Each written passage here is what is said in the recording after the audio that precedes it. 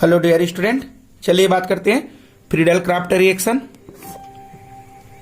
जब फिनाल को निर्जल एल्यूमिनियम ट्राइक्लोराइड की उपस्थिति में मेथिल क्लोराइड के साथ गर्म किया जाता है तब आर्थो पैरा क्रिस्टल का मिश्रण बनता है। तो देखिए, जो फ्रीडल क्राफ्ट रिएक्शन है वह दो तरह से देता है। एक जो देता है वह एल्काइलेशन और एक जो देता है जिसे एसिलेशन कहा जाता है। जब एल्काइलेशन की बात किया जाए उस कंडीशन में एल्किल हैलाइड के साथ रिएक्शन कराया जाता है, जिसे इस तरह से CH3Cl लिख सकते हैं, CH3Cl लिख सकते हैं। और जब एसिलेशन की उपस्थिति में कराया जाए यानी कि CH3CO और क्लोरीन, इस तरह से एसिटिल क्लोराइड के साथ कराया जा सकता है। देखिए, एसिलेशन इनकी रिएक्शन की बात करें तो जब इस तरह से जो फिनाल है, इस फिनाल का रिएक्शन जब मेथिल क्लोराइड के साथ कराया जाता है और एल्यूमिनियम ट्राइक्लोराइड की उपस्थिति में, उस कंडीशन पर जो कि यह प्रोडक्ट जो कि यह फिनाल के साथ में यह क्लोरीन और यहां से हाइड्रोजन HCl के रूप में बाहर निकल जाता है और यह जो मेथाइल ग्रुप है वह आर्थो या पैरा पोजीशन पर जाके जुड़ जाता है, जिसे आर्थो क्रिस्टल कहा जाता है। और इसके साथ साथ जो फिनाल है, उस फिनाल की जब प्रतिस्थापी समूह की बात की जाए तो हमें पता है जो फिनाल की प्रतिस्थापी समूह है वह आर्थो और पैरा पर है। इसके वजह से यह कंपाउंड जो कि पैरा क्रिस्टल भी बनाता है। मैं की बात करें तो सबसे पहले जो मेथिल क्लोराइड लिए गए हैं वह मेथिल क्लोराइड जो कि अपना बॉन्ड ब्रेक करके यह मेथिल पर जो कार्बोकेट आयन लग जाता है और यहां से जो क्लोरीन है वह इलेक्ट्रॉन एक्सेप्ट करके क्लोरीन पर माइनस चार्ज लग जाता है।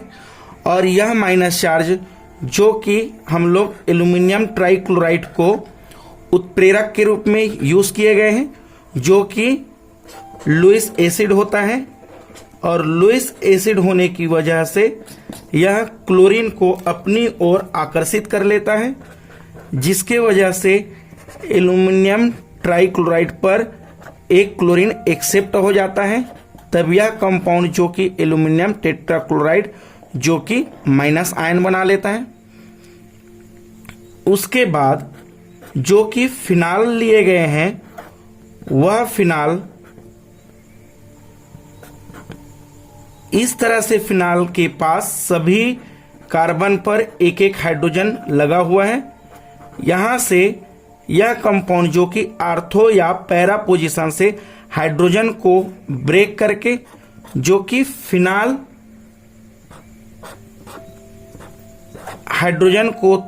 एक हाइड्रोजन को जो कि निकालकर जो फिनाल है वह कार्बेनियन बन जाता है और जो कि हाइड्रोजन प्लस आयन जो कि डोनेट करता है।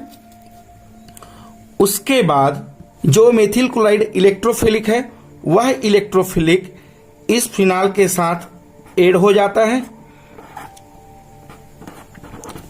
जो कि फिनाल के साथ ऐड हो जाता है। इलेक्ट्रोफिलिक कंपाउंड फिनाल के साथ ऐड हो जाता है।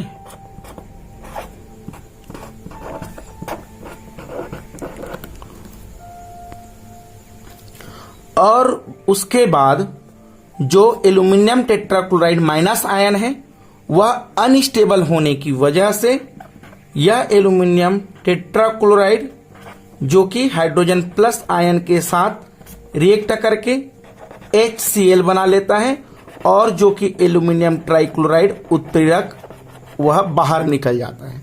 तो इस तरह से यह फिनाल जो कि आर्थो क्रिस्टल बनाता है। और यह कंपाउंड हमें पता है आर्थो के साथ साथ जो कि पैरा पोजीशन पर भी क्रिस्टल या पैरा पोजीशन पर भी सब्स्टिट्यूट कर सकता है, जिसके वजह से यह पैरा क्रिस्टल भी बनाता है। हाँ, इस तरह से जो यह रिएक्शन है, इस पर जो कि हाइड्रोजन यहां से निकला था और जो कि मिथाइल ग्रुप ऐड हुआ था, जिसके वजह से इसे इलेक्ट्रोफिलिक सब्स्टिट्यूशन रिएक्शन भी कहते हैं। इस तरह से जो फ्रीडल क्राफ्ट रिएक्शन है वह दो तरह से रिएक्शन देता है। एक देता है एल्काइलेशन और एक देता है एसिलेशन।